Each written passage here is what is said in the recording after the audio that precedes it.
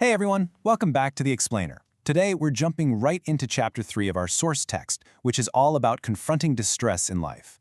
We're going to explore a truly profound framework for finding genuine strength and resilience when you face those inevitable setbacks. We're looking at material that essentially breaks down the true nature of our suffering, and it gives us a highly structured philosophy for using that exact distress to forge an unshakable version of yourself. So, what is the actual root of your suffering? Think about the last time you felt truly, deeply distressed. When you really analyze that feeling, does your anxiety actually come from physical reality, or is it kind of originating from somewhere else entirely? The source material we're examining today makes a really bold claim about where our pain comes from, and it challenges us to fundamentally shift how we view our daily struggles. Okay, let's dive into this. The text gives us this incredible image of a massive, ancient tree to visually anchor what we're striving for today. The author calls it Fudo Shin, an immovable mind. Imagine having a mind that is so deeply rooted, so firmly established beneath the surface, that literally no matter how fiercely the storms of life rage around you, you just cannot be uprooted. That's the ideal we're going for.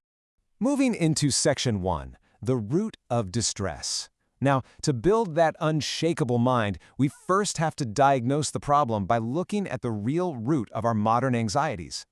And the text makes a fascinating observation here. It points out that our emotional distress rarely stems from the objective reality of our situation. Actually, scratch that. It's almost entirely rooted in comparing ourselves to others. We suffer because we're constantly measuring our own worth using external yardsticks, right? We look at the shifting opinions of everyone around us, we look at the successes of our peers, and we just let that external comparison totally dictate our internal peace. The friction between our feelings and the status of others, that is exactly where the vast majority of our misery is born.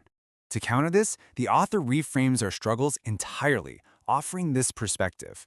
Life is a workbook of problems presenting trials suited to each soul. Think about that for a second. Difficulties aren't random punishments falling from the sky. They are highly specific tests uniquely designed to reveal your true value. Just like a workbook in a classroom, you're given problems that are meant to teach you a lesson, to test your current level of understanding, and ultimately, to help you grow. So, if comparison is the trap, how do we escape it? Well, that brings us to Section 2, the inner kingdom. The text sets up a brilliant contrast here. On one side, we have our modern obsession with external validation, chasing job titles, hoarding wealth, needing that peer approval. But compare that to the ancient ideal. Let's look at the Greek philosopher Diogenes. The source recounts how Diogenes famously lived in a literal barrel. When Alexander the Great, literally the most powerful man in the world at the time, came up to him and offered him anything he desired, Diogenes essentially just asked Alexander to stop blocking his sunlight. I mean, wow. He was utterly content. He didn't need the king's wealth or status to validate his existence. So the crucial point is this concept of the kingdom of the mind. Diogenes had mastered it. It's a state of absolute contentment that is completely independent of external status, wealth, or other people's opinions. If you haven't mastered your inner kingdom, you are basically going to be a slave to outside forces forever. True resilience comes from ruling this internal world so completely that a sudden change in your external circumstances doesn't topple you from your throne. Now, when we fail to rule that inner kingdom, we inevitably fall into the trap of self-pity. And the source material is quite harsh but necessary here. It actively warns against retreating into a victim mentality and projecting weakness to the outside world. The author uses a really striking metaphor for this. Falling into self-pity is like being a weak dog that runs away with its tail tucked between its legs. And what happens? It only invites cruel people to throw stones at it. By projecting that you're defeated, you're actually inviting more hardship. The author asserts that you simply cannot allow yourself to look or act defeated. Okay, so how do we practically maintain our composure when things go wrong? The source offers a powerful dual-lens framework to help with this, starting with Section 3, the macro perspective. The text calls this the macro lens. I want you to imagine taking a giant step back from your life. Zoom out to view your current problems from an infinite distance, or from a massive universal perspective. Imagine looking at your current distress through a giant telescope from a distant star.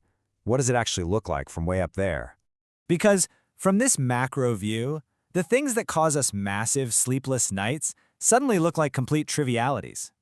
The text gives some great everyday examples. A coworker getting a promotion before you do, receiving a slightly smaller bonus than you expected, or dealing with a temporary illness at home. When you're in the middle of it, it feels like the end of the world, right?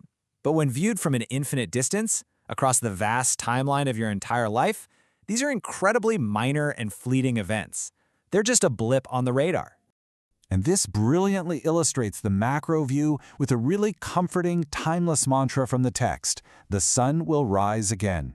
The author reminds us that just as the sun inevitably rises after hours of dark night, your personal night is going to end too. You just have to hold on and know that the dawn is an absolute certainty. But what on earth do we do while we wait in the dark for that sun to rise? That's where we shift gears to Section 4, the micro perspective. So we switch from the macro lens to the micro lens. This means zooming all the way in. You stop looking at the distant horizon and you focus intensely, almost obsessively, on your immediate daily tasks. You shrink your entire focus down to just today. You don't worry about tomorrow or next year. You just focus on quiet self-improvement right now, in the present moment. Here are the exact actionable steps the source gives for weathering the storm using this micro perspective. First, immerse yourself completely in your daily work. Let it be a refuge. Second, and this is absolutely vital, avoid rash, showy moves. When people feel inadequate or they've suffered a setback, they so often try to overcompensate with grand, desperate gestures just to prove their worth. The text warns strongly against this. And finally, step 3, quietly continue to forge and improve yourself. Just do the reps. Improve a tiny bit every single day without seeking an audience or applause. All right, let's transition to Section 5, the unpolished diamond. This offers a profoundly empowering way to reframe how we should view ourselves during these quiet periods of trial. The author asks us to contrast two very distinct self-images. When we fail, we tend to view ourselves as a worthless pebble, something to be kicked aside, something of zero value. That's the view of self-pity and despair. But the text urges us to instead see ourselves as an unpolished diamond. A diamond in the rough doesn't look like much at first glance, but its intrinsic value is massive. It just requires time, and crucially, it requires friction to actually shine. If you think of yourself as a diamond, the more you polish it, the more it will shine. That friction you're feeling right now, that distress, that struggle, that quiet daily work you're putting in, that is the polishing process. Without the abrasive friction of life's problems, the diamond can never reveal its brilliant inner light. The struggles aren't destroying you. They are literally polishing the soul to reveal its true value.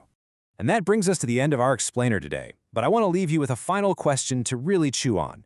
When life inevitably applies its weight, are you going to let the pressure crush you, or will you let it polish you? You've got the framework now.